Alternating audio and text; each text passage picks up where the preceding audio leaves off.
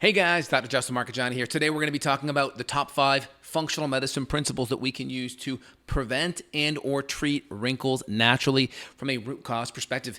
Again, if you're enjoying the content, please subscribe. I'd love to see your comments down below. Appreciate it. All right, guys, let's dive in. So wrinkles, right? We have keratin. We have the stratum corneum, which is the first layer of skin. We have this lipid bilayer that traps moisture in, and we have to make sure we have healthy skin health, healthy raw material. We're going to go into the 5 principles and 5 things we have to work on to make sure our skin is healthy to either reverse, prevent, or treat wrinkle issue. So first thing is hydration. Now, hydration isn't just drinking enough water. It's also fat plus electrolytes, right? So true hydration, right? Drinking enough water, about half your body weight in ounces or so is a pretty good rule of thumb. And then making sure, you drink enough so your urine's like maybe a light pale yellow is a pretty good rule of thumb. We're going to add in electrolytes. We're going to be adding in sodium chloride, so a really good high quality sea salt. There's a couple on the market that are really good. I like Redmond's Real Salt, Redmond's, Celtic, Himalayan are really good brands. And then again, we're going to make sure we have sodium and potassium in there. Potassium is usually one that's not going to be in real salt enough, or even magnesium. So making sure there's enough electrolytes, right? Water is important, but you can get a bunch of filtered water that's devoid of electrolytes. Also good fats. So the fats that we're going to be consuming are going to be inside of our body, whether it's grass-fed beef, whether it's coconut oil, fish oil, whether it's our plant-based fats that are going to be single source and cold pressed and organic. Think avocado oil, think olive oil, think on your salad dressing or your steamed veggies. Grass-fed butter is wonderful. These are going to be important fats that build your healthy lipid bilayer. Also, we want to make sure we add fats on our skin to build that lipid bilayer of the skin as well. So like I mentioned here, practical tips, we're going to add a pinch of sea salt, potassium, omega-3s. I'm a big fan of emu oil. Emu oil is used at some of the biggest hospitals for burn victims, right? Level 3, grade 3 burns, very helpful, very soothing, very healing. I love emu oil. All right, very good. So not too expensive either. So you can topically apply that on your skin once a day, maybe twice a day. I'm a big fan of using a good cleanser. You can use a gentle cleanser. If your lipid bilayer is really depleted, you may want to use a very gentle cleanser, like a Vanicream, a gentle cleanser that has ceramides in there, that has hyaluronic acid in there, that's gentle. That's helpful. And or just adding in the emu oil can be very helpful too. So doing the emu oil is wonderful too. And again, I'm a big fan of a cleanser like a sulfur soap. Sulfur soap is great. It comes from volcanic ash. It's been around forever, right? It's been around for 100 plus years. Now, we just got to be careful. It can be drying on the skin, so you don't want to overly dry. I apologize, my landscaping guys over here getting everything blown out. Give me one sec. Sorry about that. Hey, we're raw, right? We're in the flesh here. All right, so we may want to cut that part, but I'll redo it here for you guys.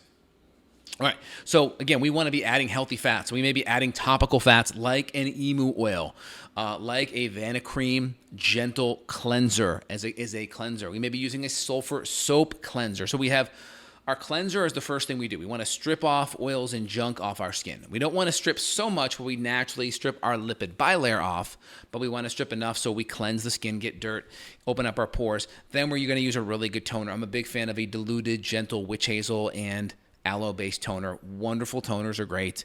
Clean out the skin, pH balance the skin, and then we add a really good moisturizer. I'm a big fan of the emu oil. I'm a big fan of, if you need to do it a second time today, maybe even a Vanicream cleanser or a moisturizer, gentle with ceramides in there and hyaluronic acid. That's wonderful. So that's a good way to kind of provide good moisture, and once to twice a day. I mean, if you're a female and you're taking off your makeup at night, you may be cleansing your skin twice a day. If you're cleansing it twice a day, that's where you may want to do a gentle cleanser. If you're only doing your skin once a day, a sulfur soap may be wonderful, may be good, right? And if we have acne, we may be adding in a sulfur soap with a hyaluronic acid, salicylic acid, because that's a really good at exfoliating the pores. All right, so we want to feed your skin, feed it structural proteins. Get proteins at every meal, right? Your skin is made up out of, right, collagen, which is elastin, and keratin, right? So we have to have the raw material building blocks. So this is where functional medicine comes in. If your digestion's crummy, if you're not eating enough protein, let's say you're a vegan vegetarian, you're eating lots of plant-based proteins. Well, guess what? You get a whole bunch of carbohydrates with it, and they're not that protein dense. For every 10 grams of protein, you're getting 50 grams of carbohydrate. That's typically what you're getting, unless you're doing like a protein powder or you're eating soy, which is not a good thing for your hormones. plus it's a lot of GMO in it. So we want to have good amino acids, right? We want glycine, we want proline, we want hydroxyproline, we want lysine, we want cysteine. Cysteine's great. Like in N-acetylcysteine, it's wonderful. It helps with oxidative stress. It helps with the cross-linking of proteins. Proteins on your skin get cross-linked when there's glycation, when there's oxidative stress. So things like keeping your blood sugar in check, things like N-acetylcysteine are very helpful. Extra vitamin C can be great. Zinc can be great. Copper, right? What's a great way to get copper and zinc? You can get it through seafood. You can get it through grass-fed beef. You can get it through eating organs, either organs supplementally, like in these organ supplements, or you're actually consuming it, added to your grass-fed meat. So collagen is the skin's scaffolding. So this is so important, right? We want to have the raw material. I get 20 to 30 grams of collagen every morning in my coffee.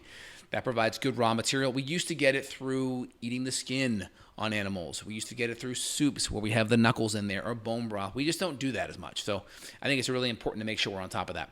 All right, so balancing hormones is really important, especially for women, right? Estrogen and progesterone helps thicken up that collagen. Women tend to age a little bit faster than men on average because this is a stat that I never knew. Women's skin has 50% less collagen in it than men. And I think part of this is a hunter-gatherer type of thing. I think because men were hunting and out in the wild, their skin just naturally evolved to be a little bit thicker because of what they were fighting out there, right? And that's a real thing. And so because of that, women have less collagen in their skin. And so that makes them more prone to oxidation, to aging. That's more prone to the cross-linking of the proteins through glycation. So if you're a female, you got to keep your blood sugar in check. You got to make sure your estrogen and progesterone are optimal so you can build up that collagen in the skin. And you have to make sure that you're dialing in your collagen proteins, all right? So this is where you want to either supplement or you want to be on top of your bone broth. Or if you're going to eat, try to really get the skin on your chicken thighs. Try to really get the good, healthy proteins and or soups that are going to give you that extra collagen. So that's something that I didn't know till a few years ago, but 50% less collagen in women's skin than men. And so we just have to be on top of it. So guys out there, be on top of taking in your collagen. Women, especially as you age, you want to be on top of your progesterone and your estrogen, making sure it's not prematurely dropping or making sure you're not going estrogen dominant. And obviously if we're stressed, cortisol, what does cortisol do? It breaks down protein. So of course it's going to break down that collagen and that skin protein, right? It's going to break down that elastin and keratin. So you want to make sure your stress is in check, emotional, physical, and chemical. All right, so balancing hormones repair. So, okay, we talked about that. So we want to make sure we're on top of sleep. Sleep helps maximize growth hormone input. That's what helps our body heal and recover. And again, we want to keep our cortisol in check so we're not going so catabolic. That's super important out of the gates. Again, estrogen keeps collagen thick, and it keeps the skin hydrated, right? So we want to make sure we have enough water, but we also want to make sure the fat brings that water. The fat locks that water in. Progesterone supports the elasticity, so that's why we want to run a Dutch test and see where estrogen and progesterone are. And as someone that runs hundreds of these tests a year on lots of young women between 20 and 50, you would be surprised how low even my younger women are. My 20 and 30-year-olds, their hormones are much more depleted than I've seen over years. And I think that's a combination of stress, poor nutrition, poor diet, maybe hormones in the environment, a lot of toxins in the environment. I think these things all play a role. Okay. Protect the skin barrier, right? So the outer skin layer, that's the stratum corneum. This works like the brick in the mortar. The cells are the bricks and the fat is the mortar, right? So this is where we want to have healthy fats in our diet because the fats are the mortar, right? And the cells are the bricks. That's going to be the proteins. That's going to be the healthy hydration and electrolytes. We talked about the soaps, so we want to be careful of that. That's where I like a good, healthy sulfur soap. Just don't over dry it, maybe a few seconds. We want to use a gentle cleanser on there, right? These are all really good things. Put some hyaluronic acid. We want to avoid a lot of the alcohol-based toners. I'll put the things that I personally use in my routine down below. All right, and then so avoid the, I like witch hazel-based toner that's alcohol-free, and it's going to have aloe in it as well, so it's very gentle, right? Healthy barrier locks the moisture in. So good hydration, right? Stratum corneum's protein. The mortar, that's the fat. So protein and fat, and then make sure you hydrate on top of that. Stimulating collagen and fighting oxidative stress. I talked about the cross-linking of proteins earlier, right? That's the seed oils. That's the excess sugar. That's the excess insulin, right? They stiffen the collagen through glycation. That's where these proteins start to cross-link, right? And so things that we can do to stimulate that, vitamin C, right? Vitamin A, either through cod liver oil, through grass-fed beef, or through retinol. Topical retinols, like a 2.5% retinol, can be very, very helpful. Red light therapy can be helpful too. I got my laser here. I got a skin or collagen setting here.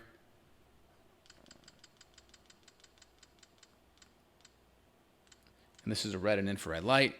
And I can easily hit it. You know, I would wear my glasses if I need to here. I got my green glasses that block it. Where did I put them? They're somewhere on my desk here. But either way, if you're going around your eye, I won't do it here now, but you would have your glasses on if you're going to get close, all right? But if not, you can just go like this around any areas that are far enough away. But once you get close to the eyes, you want glasses, or you even want like tanning bed goggles that go over the eyes. So just be mindful of that. But let's say I wanted to just do my jawline underneath here. This is infrared right now. I could safely do that. Once I get close to my eyes, around my nose, then I would be a little bit more careful. Okay. All right, so I'm a big fan of NAC. NAC is great. It's going to help with glutathione. It's a natural blood thinner. It has some natural antiviral qualities. It helps with breathing, so I like that. CoQ10, great. Polyphenols, think your blueberries, think your grapes. Think any of your healthy, lower sugar fruits are going to be great. Again, collagen proteins, bone broth is going to be your natural way. Red lights are going to be great. I showed you red light right there. And again, vitamin C is great. Peptides are really cool. I'm a big fan of peptides. I've been doing more for like some of the premature graying. I've been doing this product called Aura, the root. And there's some like dark, I think Grayverse and some palmital peptides there. And I also do at night a GHKU, so a copper peptide. I do a topical one, and I also have a copper peptide in a liposomal form that I do right here. Because most guys, they like graying starts on guys typically at the side here and right at the chin, and so right here in the chin. So I'm doing a little bit of copper peptides on my skin at night, and then right here in this part of my hair. And so you can do that because that's naturally working on the hydrogen peroxide and the oxidative stress that's starting down at the follicle. And whatever you do on the scalp, any hair you see on top of your head is going to take 3 to 4 months to emanate from growth to actually being visible. And so you got to just be mindful of that. Anything you do, you got to really commit 4 to 6 months to it. Also, we can add in some microneedling. Microneedling is great. Right around on the scalp, probably 1 to 1.5 millimeters. Just generally hit that area. You can just gently, what I do is I just pretend like I'm combing it. So I would just kind of go through my hair and just comb with my pen. I have videos on this, and I just keep it so it's perpendicular to my scalp and just go right through it.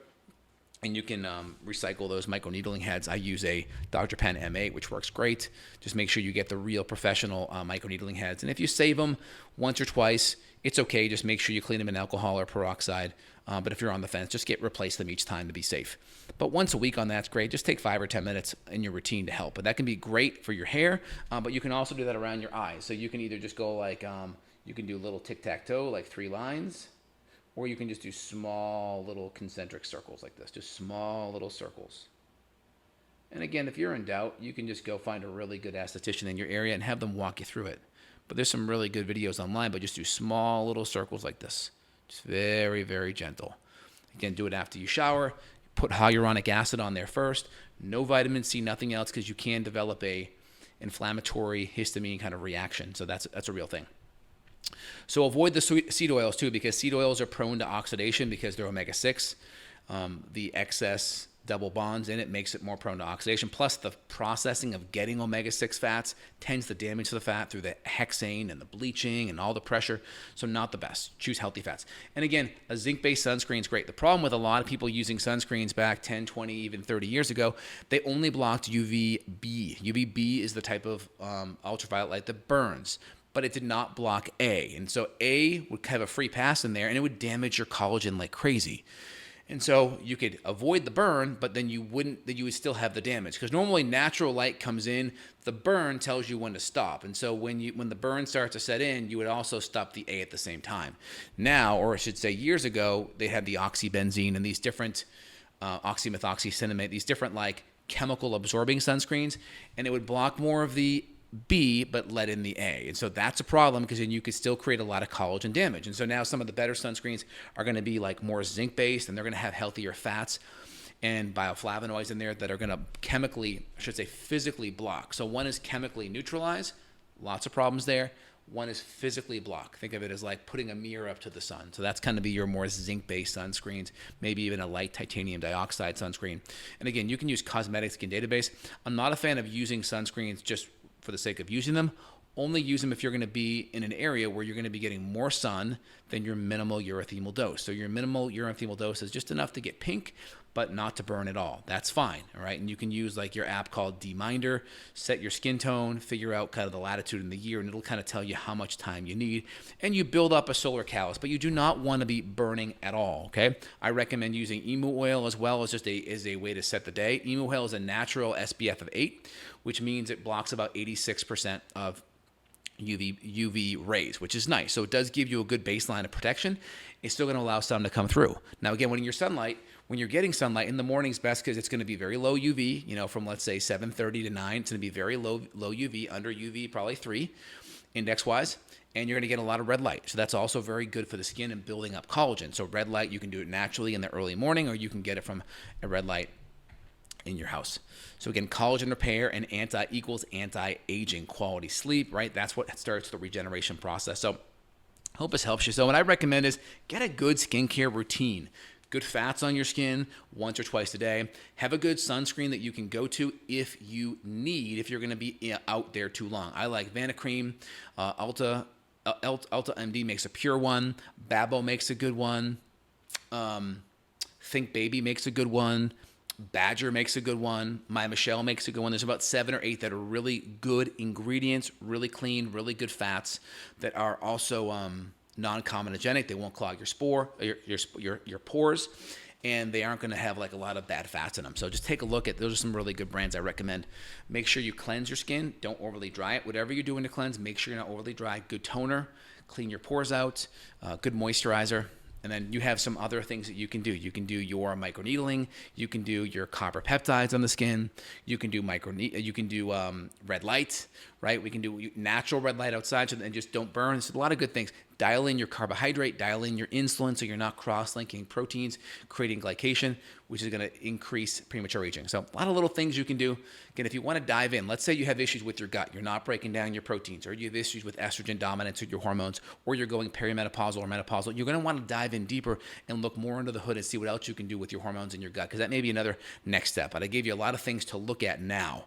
Also, cortisol can be a big role because that kind of breaks down proteins. There's a lot of things we can look at deeper, a lot of first-line things that make sense. I'll have some links up here in the next few days down below of my favorite products, so you guys can take a peek at that and see what I'm looking at. All right, guys, have an awesome day. If you enjoyed it, give me a thumbs up and let me know your comments down below.